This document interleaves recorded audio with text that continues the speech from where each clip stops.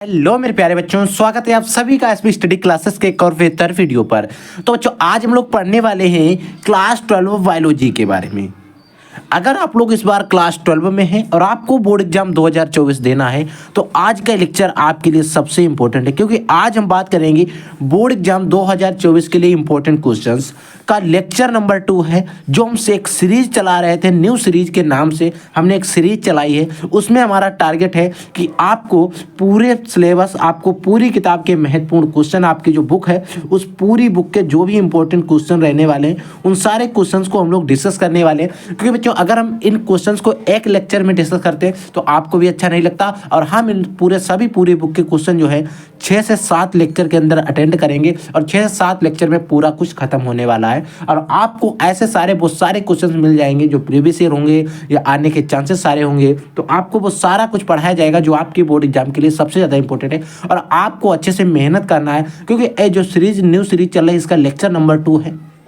अगर आपने lecture number 1 नहीं देखा है तो आप नहीं समझ सकते हो कि बायोलॉजी क्या होती है। ठीक है, तो सबसे पहले आपको लेक्चर नंबर 1 जरूर देख लेना है। आप इस वीडियो को देखिएगा, उसके बाद में जाकर आप लेक्चर नंबर 1 भी देखिएगा। लेकिन मैं आज तरीके से समझा दूंगा कि आपको ये देखना नहीं पड़ेगा कि पीछे क्या पढ़ा है, बस आपको अपने लेक्चर पर फोकस करना है और वो लेक्चर आपको अच्छे से अटेंड करना है विद नोट के साथ। और आप देख लेना, आपको बोर्ड के पेपर में यहाँ से क्वेश्चन 100% मिलने वाले हैं। और जो न्यू सीरीज है, ये हमारे सीरीज का टारगेट है कि आपको बोर्ड एग्जाम में अच्छे से अच्छे मार्क्स दिला जाए, ताकि आपके बोर्ड एग्जाम में 90+ नंबर आ सकें। ठीक है बच्चों, आपको पता होना चाहिए बायोलॉजी का जो हमारा रिटन पेपर होता है वो 70 मार्क्स का होता है।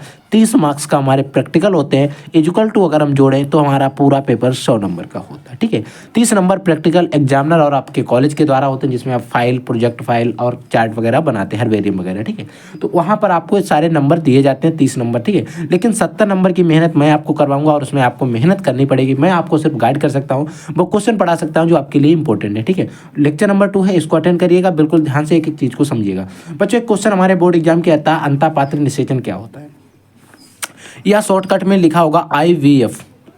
फिर बात आती है सर IVF होता क्या है। IVF का मतलब होता है इन विट्रो फर्टिलाइजेशन।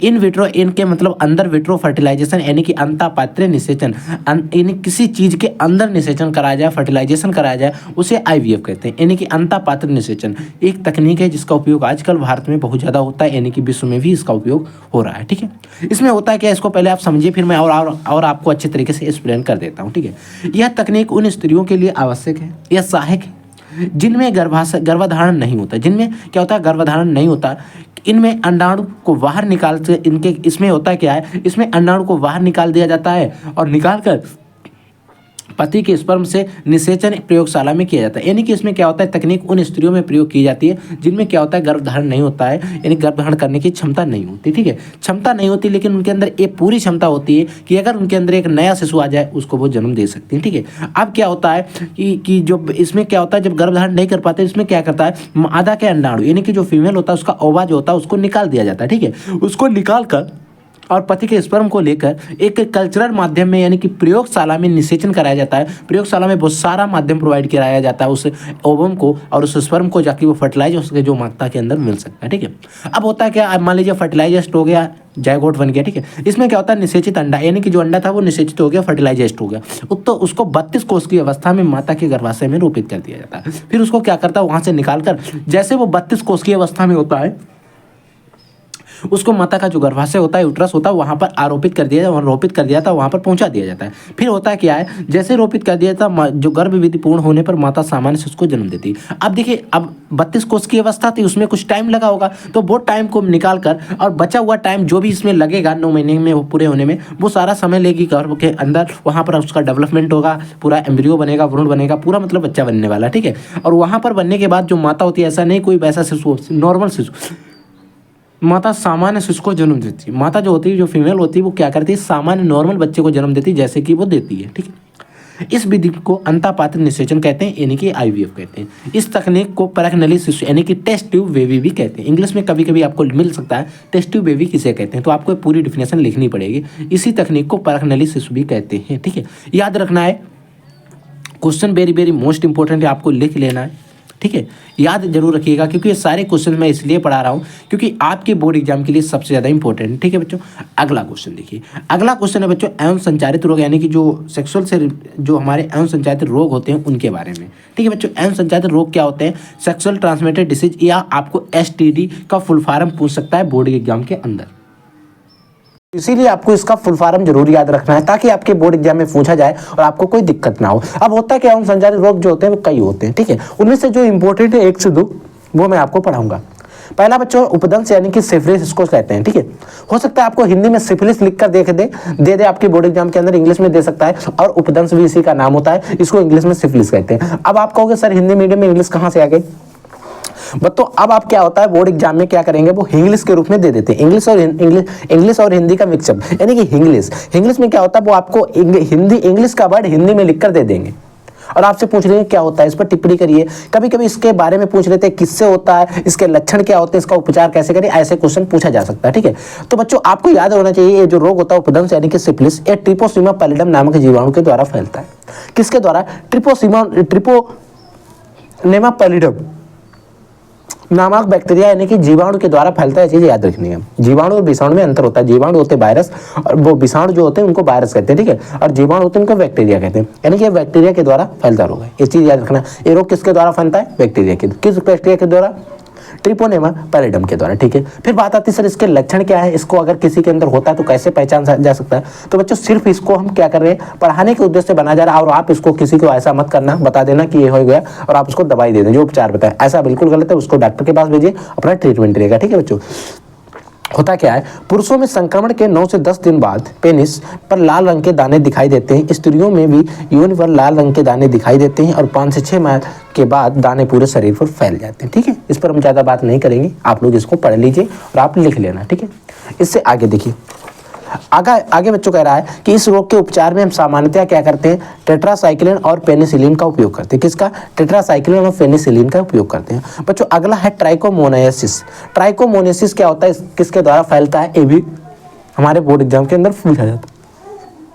बच्चों ट्राइकोमोनासिस से रोग जो होता है, ट्राइकोमोनासिस पैजानिलेंस एक नामक प्रोटोजोन होता है, उसके द्वारा फैलता है। पहला जो सिफिलिस था वो जीवाणु के द्वारा फैलता था, लेकिन एक क्या होता है, प्रोटोजोन के द्वारा फैलता है। प्रोटोजोन का नाम है ट्राइकोमोनास पैजानिलेंस। ठीक है, याद रखिएगा। यह रोग इसमें क्या होता है, पुरुषों के मूत्रमार्ग और स्त्रियों की उनके एक पोषदी परजीवी, किसका?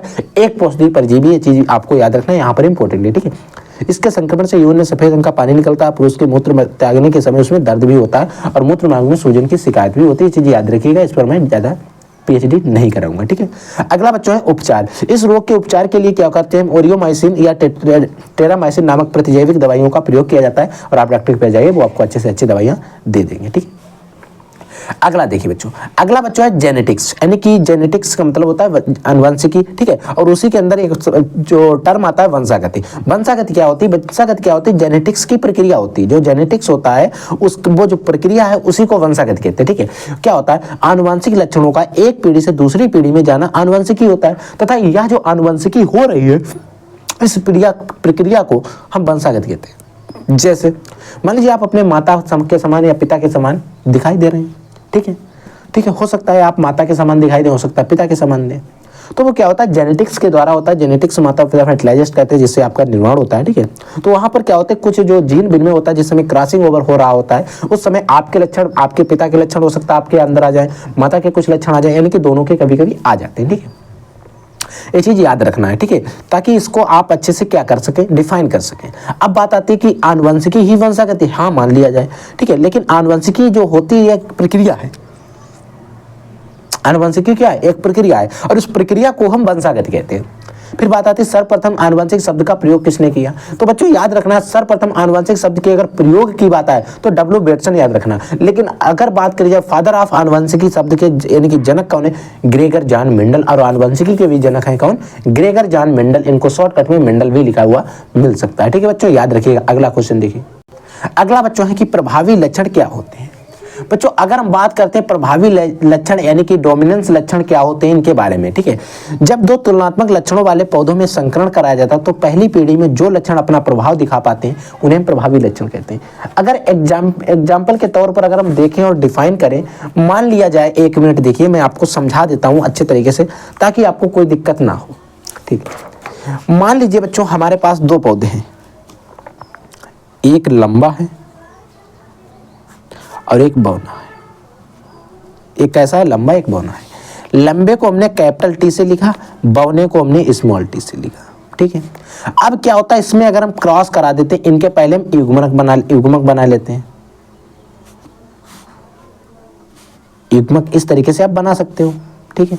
इसका स्मॉल टी आ जाएंगे दोनों, इसके कैपिटल टी आ जाएंगे। जब इनमें क्रॉस करा सकते हैं, आप ऐसे भी करा सकते हैं और आप चेकर बोर्ड के माध्यम से भी करा सकते हैं। देखिए इस तरीके से, इसका इसके साथ, फिर इसका इसके साथ। अब देखिए क्या बनता है, कैपिटल टी था, इसका गया स्मॉल टी के साथ, यानी कि capital T plus small T हो गया। इसका capital T plus small T, यानी कि capital T plus small T, capital T plus small T, यानी कि capital plus small, capital plus small T, ठीक है। अब क्या होता है, ये लंबा है और मेंडल ने कहा था प्रभावी लक्षण कौन सा होता है, लंबापन प्रभावी होगा अगर बौनापन उसके साथ में। कौन सा लक्षण प्रभावी होगा, लंबापन। तो यहाँ पर बेशक संकर बन रहे हैं एक तरीके से। कैसे बन रहे हैं बच्चों, संकर बन रहे हैं, यानी कि दोनों के मिक्सअप बन रहे हैं। लेकिन इनमें प्रभावी कौन सा है, कैपिटल टी प्रभावी है। तो क्या होता है, अगर ये पौधा जब बनेगा, एक नया पौधा इससे निर्माण होगा तो वो लंबा ही होगा, ठीक है। तो इसीलिए जो लंबापन इसका प्रभावी है, इसे ही प्रभावी लक्षण कहेंगे। फिर बात आती है, अगर हम बात करें, इसमें हमने क्या लिखा, जब दो तुलनात्मक लक्षणों वाले पौधों में संकर कराए, तुलनात्मक लक्षण है, एक लंबा है एक बौना है, ठीक है, मान लिया। पहली पीढ़ी में जो लक्षण अपना प्रभाव दिखा पाते हैं उन्हें प्रभावी लक्षण। अब पहली पीढ़ी है, क्या है, T1 है, पहली पीढ़ी है, उसमें लक्षण इन्होंने अपना प्रभाव दिखा पाया, उन्हें प्रभावी लक्षण कहेंगे। फिर बात आती है, क्वेश्चन हमसे पूछ लिया जाता है बच्चों अप्रभावी लक्षण क्या होते हैं। अप्रभावी लक्षण क्या होते हैं, जब दो तुलनात्मक लक्षणों वाले पौधे में क्रॉस कराया जाता है तो पहली पीढ़ी में जो लक्षण अपना प्रभाव नहीं दिखा पाते उन्हें अप्रभावी लक्षण कहते हैं। जैसे हमारा बौनापन कैसा है, अप्रभावी, अपना प्रभाव नहीं दिखा पा रहा है। ये पहली पीढ़ी की बात कर रहा हूं, ऐसा नहीं हर पीढ़ी में ऐसा नहीं होगा। फिर बाद में क्या होगा, जैसे हम एक कैपिटल स्मॉल संकर बन गया, या हम कैपिटल या स्मॉल लेंगे तो एक पौधा शुद्ध लंबा बन सकता है, शुद्ध बौना भी बन सकता है, ठीक है। तो वहां की बात नहीं है, आपको इतना याद रखना है, पहली पीढ़ी में आप यहाँ तक पूछा जाता है, ठीक है, याद रखिएगा। और फिर हम जब सेकंड पीढ़ी की बात आती है, जब मेंडल का स्वतंत्र विवरण का नियम पढ़ाएंगे तो वहां पर आपको सारी चीजें पढ़ा देंगे, ठीक है।